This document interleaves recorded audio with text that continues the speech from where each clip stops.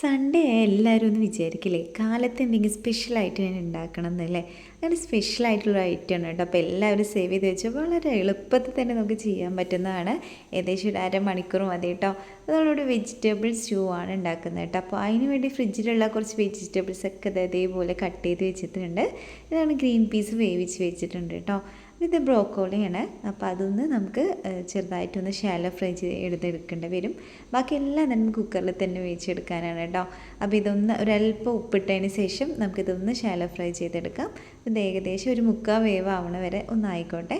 അപ്പോൾ അതേ സമയത്ത് നമുക്ക് കുക്കറിൽ ഇതുപോലെ പട്ടയും കറാമ്പും പിന്നെ അല്പം ജീരകവും കൂടി ഇട്ടതിന് ശേഷം ഒരു വലിയുള്ളി മതി കേട്ടോ. അതും കൂടി ഇട്ട് നമുക്ക് നന്നായിട്ടൊന്ന് ഇളക്കി കൊടുക്കാം. അപ്പോൾ ഇത് കുക്കറിൽ വെക്കണ കാരണം അധികം ടൈമൊന്നും ആവശ്യമില്ല കേട്ടോ, പെട്ടെന്ന് തന്നെ ആയിക്കോളും.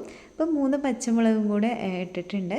പിന്നെ ഇഞ്ചി വെളുത്തുള്ളി പേസ്റ്റും കൂടെ ഒന്ന് ആഡ് ചെയ്ത് കൊടുത്തിട്ടുണ്ട് കേട്ടോ. പിന്നെ അല്പം ഗരം മസാലയും അതുപോലെ തന്നെ മഞ്ഞൾപ്പൊടിയും പിന്നെ നമുക്ക് ആവശ്യത്തിനുള്ള ഉപ്പും കൂടിയാണ്. പിന്നെ കുറച്ചുകൂടി സ്പൈസി ആയിട്ട് വേണ്ടവർക്ക് കുറച്ച് കുരുമുളകും കൂടി ഇട്ട് കൊടുക്കാം കേട്ടോ. പിന്നെ നമ്മൾ വേവിച്ച് വെച്ചിരിക്കുന്ന വെജിറ്റബിൾസും കൂടി ഇട്ട് കൊടുത്തതിന് ശേഷം നമുക്ക് നന്നായിട്ട് ഇളക്കി കൊടുക്കാം. പിന്നെ നമ്മുടെ ഗ്രീൻ പീസൊക്കെ വെന്ത് വന്നിട്ടുണ്ട്. അതും 2 പാലും കൂടി ഒഴിച്ചിട്ട് നമുക്ക് കുക്കറിൽ ഒന്ന് വെക്കാം കേട്ടോ. പിന്നെ ആവശ്യത്തിന് ഉപ്പും കൂടി ഇട്ട് കൊടുക്കാം. അപ്പോൾ ഇത്രയേ ഉള്ളൂ. എളുപ്പത്തിൽ തന്നെ ഏകദേശം ഒരു അരമണിക്കൂറും കൂടെ ആയിട്ടില്ല അപ്പോഴേക്കും നമ്മുടെ സ്റ്റൂ റെഡി ആയിട്ട് വന്നിട്ടുണ്ട് കേട്ടോ. എന്നാൽ കുറച്ചും കൂടെ മിനുക്ക് പണിയുണ്ട് കേട്ടോ. നമ്മൾ ബ്രൊക്കോളി ഇവിടെ കിടക്കുന്നുണ്ട്. ബ്രൊക്കോളി ഇതിലിട്ട് വെച്ചാൽ അതങ്ങനെ ഒരുപാട് വെന്തുടഞ്ഞു പോകും. അപ്പോൾ അതിന് വേണ്ടിയിട്ടാണ്. അപ്പോൾ അതും കൂടി ഇട്ടിട്ട് നമുക്കൊന്ന് സെറ്റാക്കി എടുക്കാം. നമുക്ക് കുറച്ചൊന്ന് തിള വരുന്ന വരെ ഒന്ന് നന്നായിട്ടൊന്ന് ഇളക്കി കൊടുക്കാം കേട്ടോ.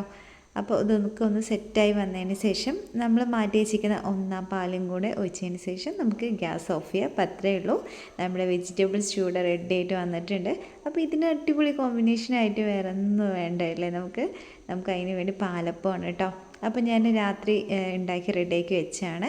അപ്പോൾ പാലപ്പത്തിൻ്റെ ഇൻഗ്രീഡിയൻസ് എങ്ങനെയൊക്കെയാണെന്ന് വെച്ചാൽ ഞാൻ വേറൊരു വീഡിയോ ചെയ്യുന്നുണ്ട് കേട്ടോ. അപ്പോൾ എല്ലാവരും ചാനൽ സബ്സ്ക്രൈബ് ചെയ്ത് വെക്കുക. അപ്പോൾ അങ്ങനെ അടിപൊളിയായിട്ടുള്ള പാലപ്പം ഇവിടെ റെഡി ആയിട്ട് വന്നിട്ടുണ്ട്. ഒന്ന് മൂടി വെച്ച് സെറ്റാക്കി എടുക്കാം കേട്ടോ.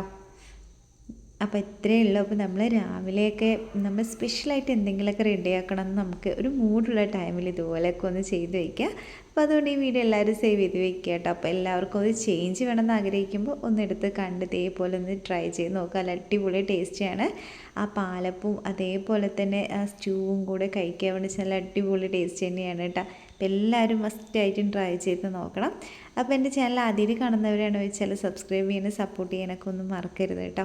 നമുക്കൊന്ന് കഴിച്ച് നോക്കിയാലോ. അപ്പോൾ ഇതിനെല്ലാ വെജിറ്റബിളും കൂടി അങ്ങനെ കൂടി നമ്മുടെ തേങ്ങാപ്പാലും അതുപോലെ കൂടി കഴിക്കണം വെച്ചാൽ നല്ല അടിപൊളി ടേസ്റ്റ് തന്നെയായിരുന്നു കേട്ടോ. Okay, by.